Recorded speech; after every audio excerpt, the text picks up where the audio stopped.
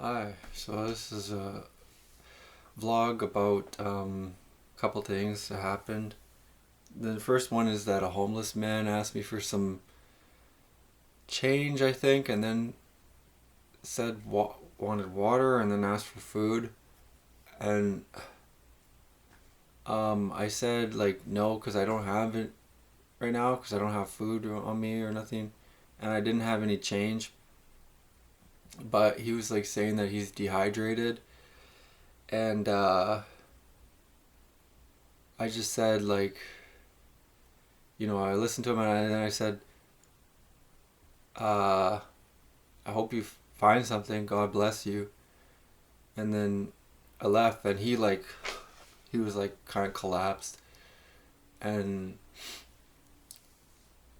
I think he said God bless you too, but I felt really bad because he had like these like this like really destitute expression on his face, and I don't know if he was like coming off drugs or what was going on in his life, but pretty much all homeless is a combination of substance use issue, traumatic history, or mental health issue, and likely a lot of them it's all three.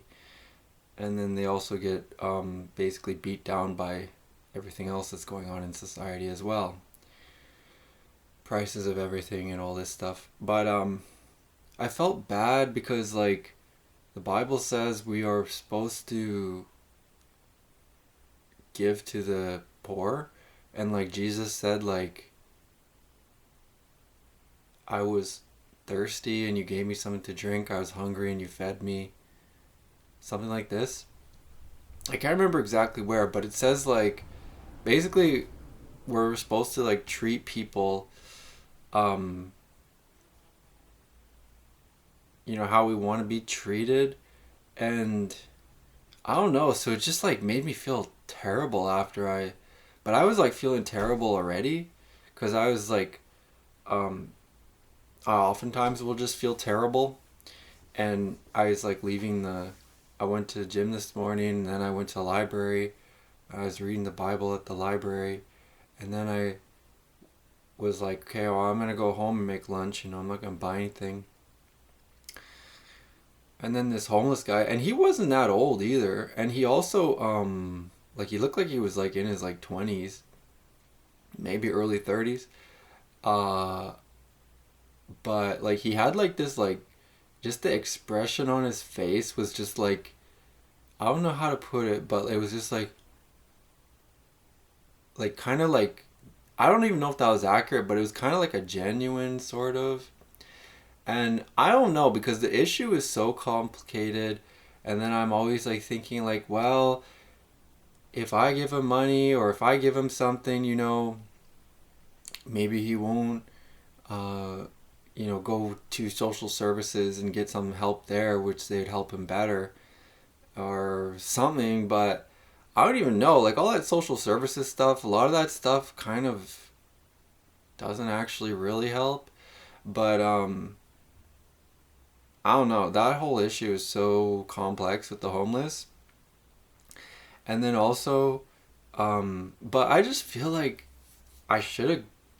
I was like, maybe I should have like said like, okay, come with me. I'll go buy you something from like a store.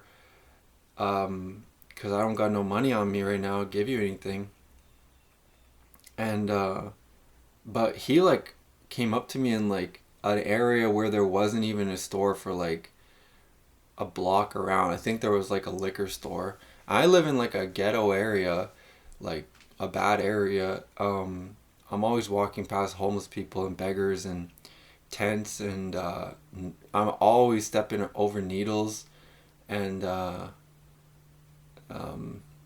like used condoms and like just like all the filth. Like the area I'm in is really really bad. But so there's a lot of homeless, and I'm like, well, obviously I can't help everybody, but sometimes you just feel like you should help somebody, like if they are like in a way like coming like right up to you and genuine. I don't know, like it's hard to really describe it because yeah, it's so complex. But I just felt like guilty after because I was like, like Jesus would have given that guy something to eat or something to drink. He would have gave him a prayer probably. I don't know what Jesus would have really done, but I can assure you he would have tried to help in some way. So I just said like God bless you, and then I said I hope you find something, and I kept going, but yeah, afterward I felt really bad. I still feel guilty. Um, so anyway, but for next time, I don't know, I'll try and help the next person who asks for something, but yeah, I mean, it is pretty frequent. And I know you can't help everybody, but um, yeah, I don't know. That issue is a complex one. A really complex one. But the Bible's clear on it, I think. It says, I was hungry and you fed me, and I was thirsty and you gave me something to drink. And then also, like, when you go to heaven, or if you go up to, like, judgment after you die, Jesus might say to you, I never knew you. So the way I think of that is like that Jesus or God is in each person, but you have to, like, in a way, let him in and also show that love to other people.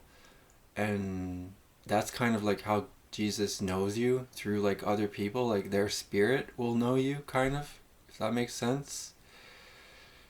So anyway, but that whole thing is pretty a tough one, because a lot of times, like, I walk around downtown and stuff, I'm passing people all over the place, and I kind of like get a sense from certain people of just like kind of like an angry spirit or like different types of things, and then also that whole like, yeah, the whole thing freaks me out because there's like, yeah, maybe like demons in people too, and then it's like they could be, I don't know, that could be what is, causing them to look at you in an angry way.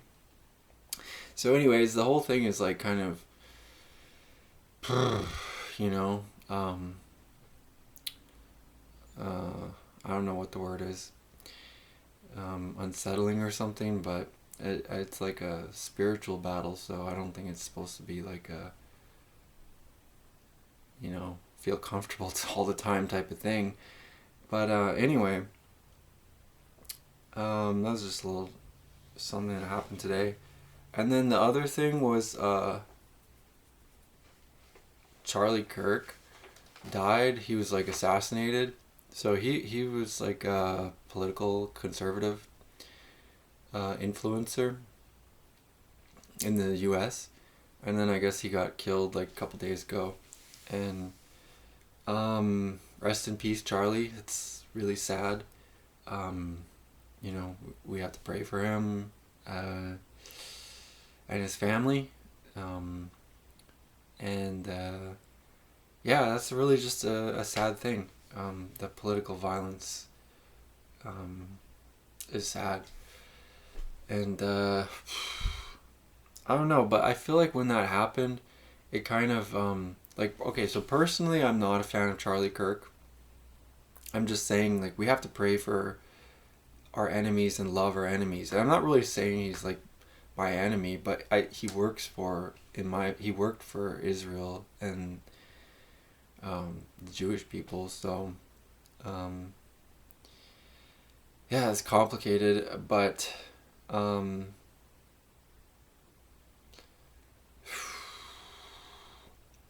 I was not a fan of his, but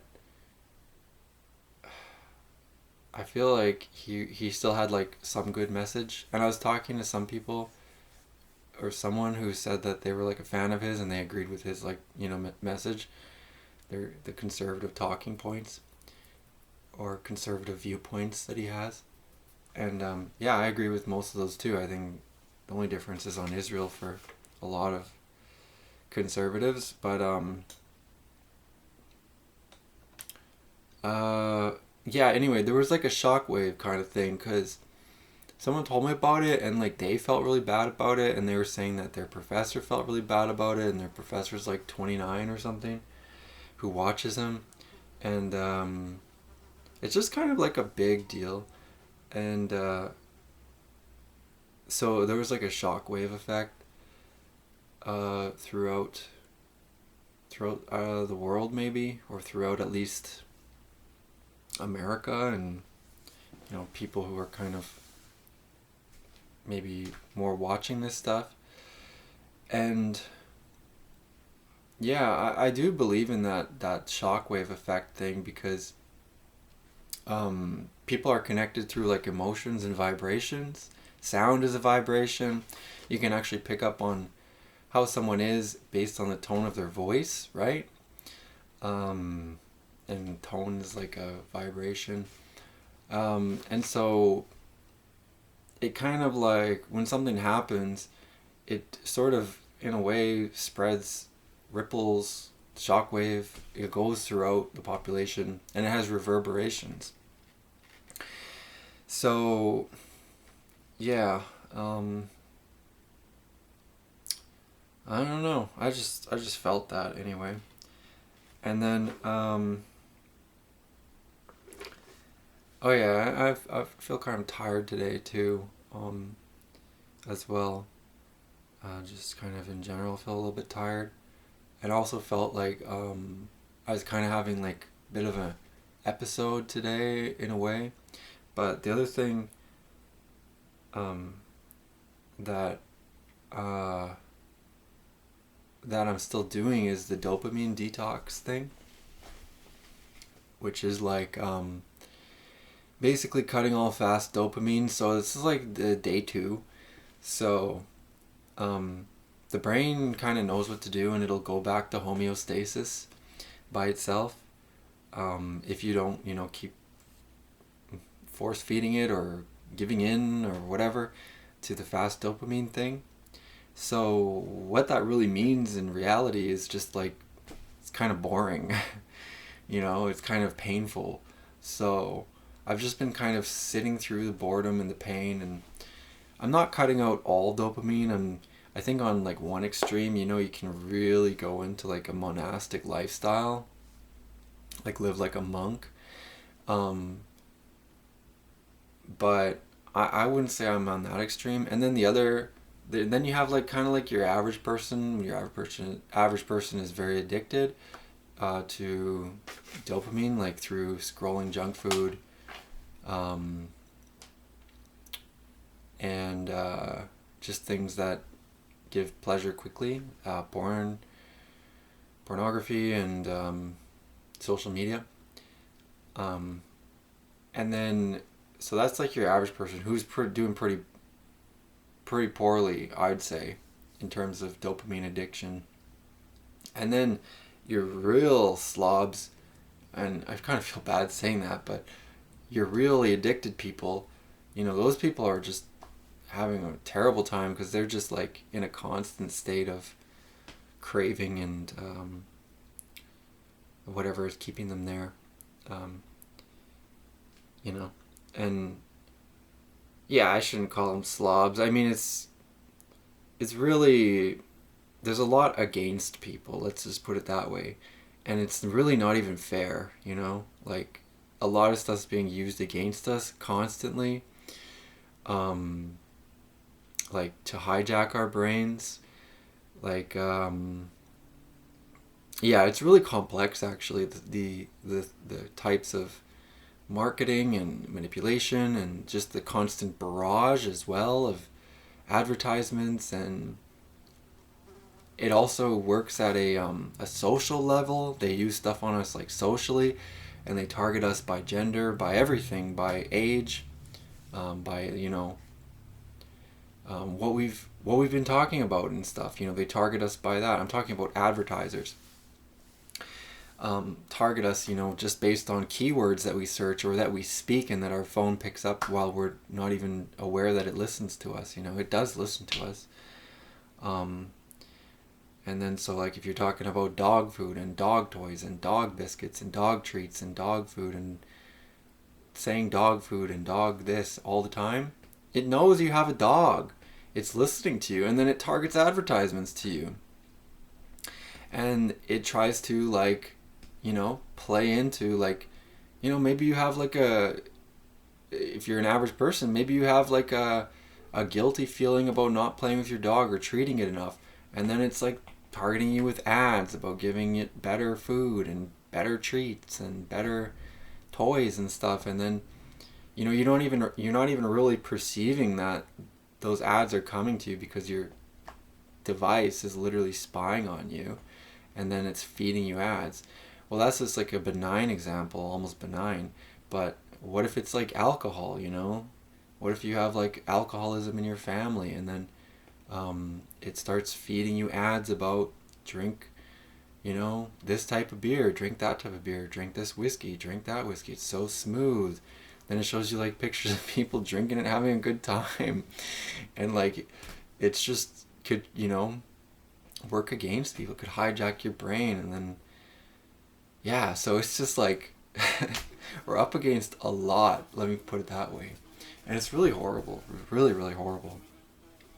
But I've been doing the detox for like 2-ish days now. And yeah, I don't know. I'm starting to come back a little bit to maybe feeling more, I would say, normal. It's hard for me to say normal because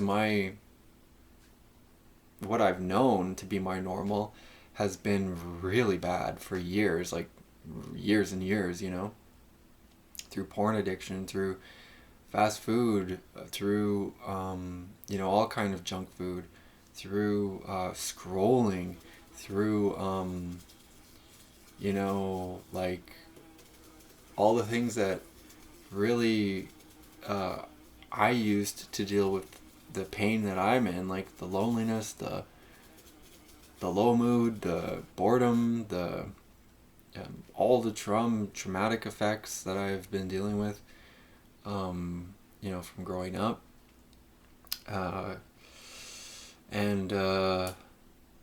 Yeah, so it ain't easy, and it's like a daily thing. It's like the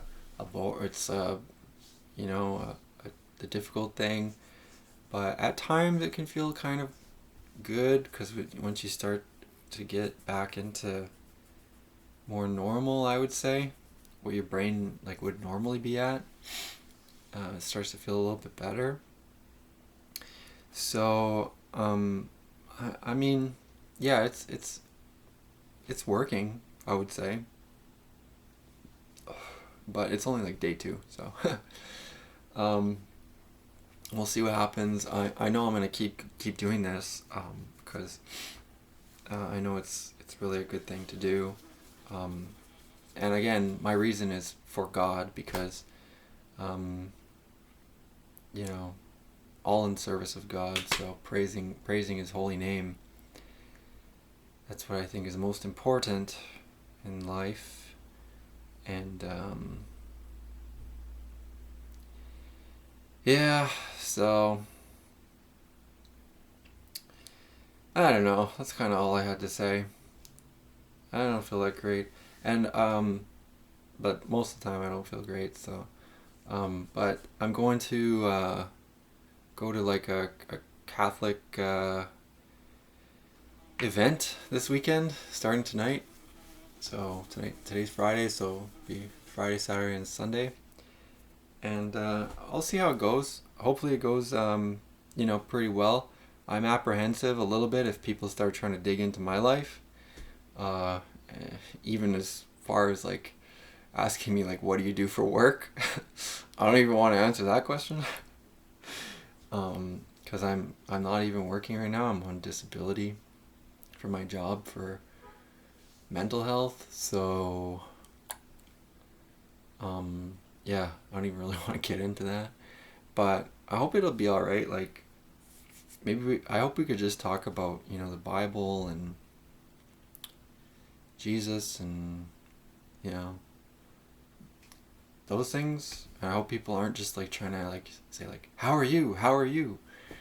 I hate that question. I really don't like that question. Seriously. Um, so anyways, we'll see what happens, but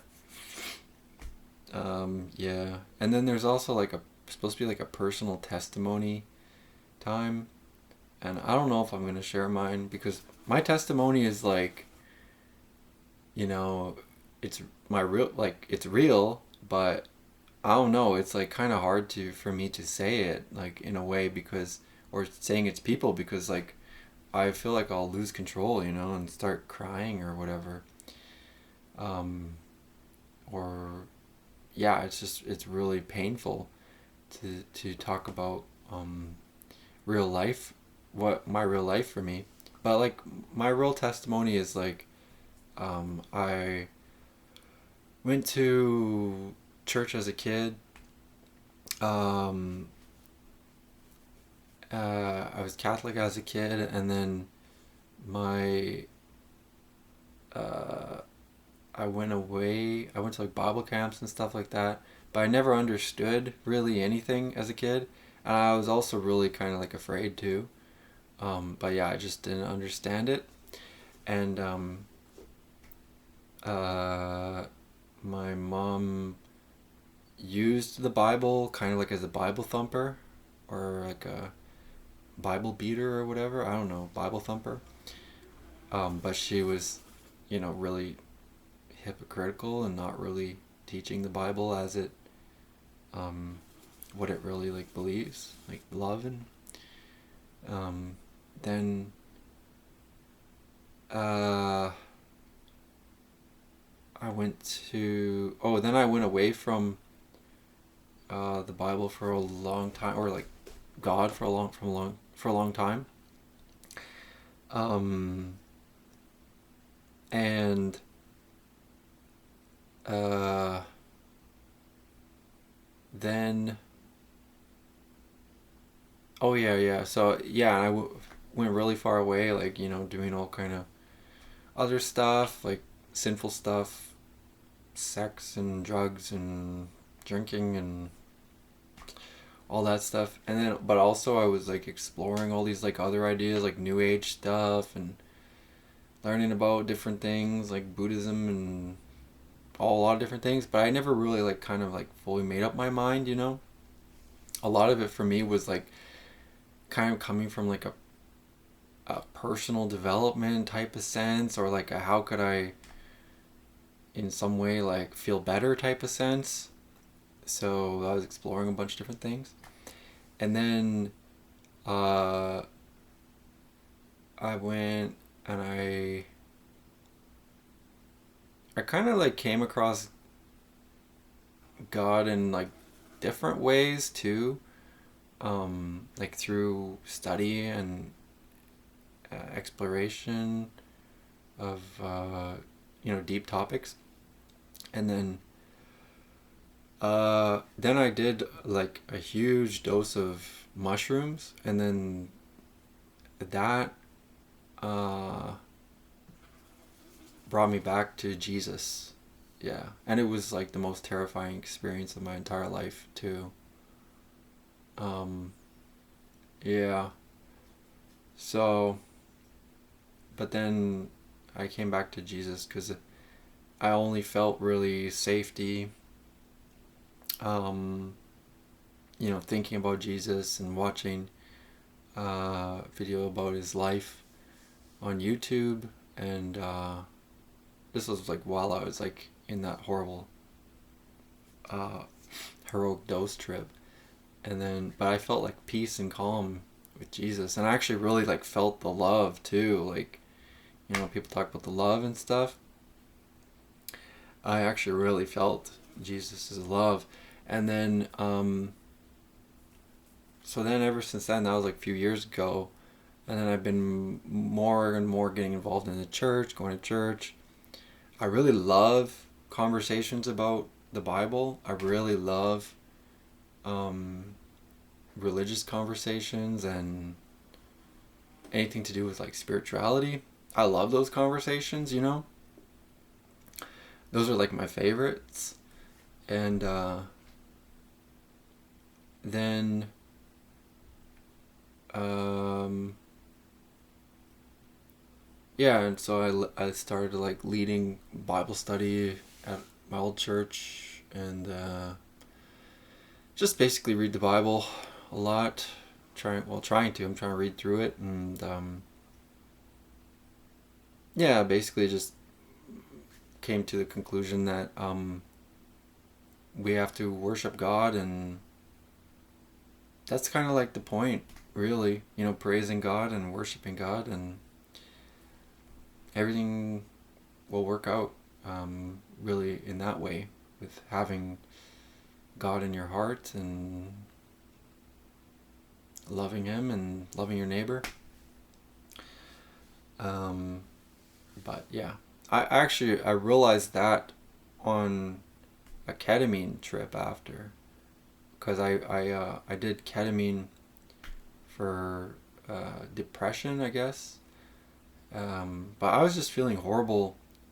I don't know. Depression was like one of the things I was feeling, but the ketamine, yeah, that's basically like another psychedelic too. Basically, it's a dissociative psychedelic. But yeah, if you take a large dose of ketamine, it will just blast you straight to God, um, pretty much. So I don't know. I feel like a lot of life is just like that journey of getting to God, pretty much, or overcoming what's keeping us from God. Kind of our sin, really. You know, that's what sin really is. It's like a separation from God, and God is like complete goodness, perfect, and completely clean as well. Sin is unclean. That's why you can't be in a state of sin when you want to commune with God, really, or be with God. And that's why you have to repent and be forgiven of your sins. And yeah, we are already forgiven for our sins because Jesus died for us. So it was kind of like a sacrificial thing. It really has a lot to do with sacrifice. And that's kind of partly the nature of love as well. Because love is kind of like a sacrifice, really. It's like you're giving of yourself and you're not expecting in return. And it's also like an expansive thing, whereas like, all these things about what am I going to get back, that's all contracting. And so love is like expansive, and all these things about like, deals and transactions and what can I get out of this relationship? Is this person treating me right if I do this or if I do that? And then they don't do what I want, that controlling stuff, that's not love. Love is, it's giving, it's free, yeah, it's an expansive thing.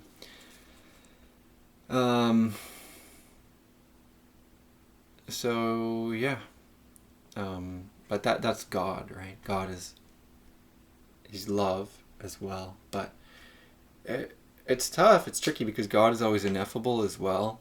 Ineffable meaning, you can't really describe it. And so it's really kind of like a felt thing. And so yeah, it has to be felt in a way, but prayer works. Asking Jesus to come into your life and to give you signs of Him, or increase your faith in Him, or help you to believe in your unbelief. Those things all work. So, he's ready to meet you at any point where you are. And yeah, this is because of his great love and mercy, really. And yeah, so that's kind of like my personal testimony, plus a lot of other stuff about kind of like, God. Because I don't know, I really like those conversations. They're really great, because I think all good things come from God. So anyway, uh, yeah, so we'll see how this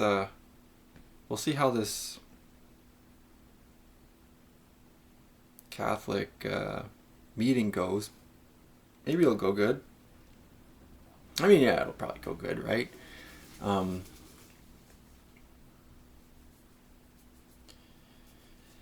yeah.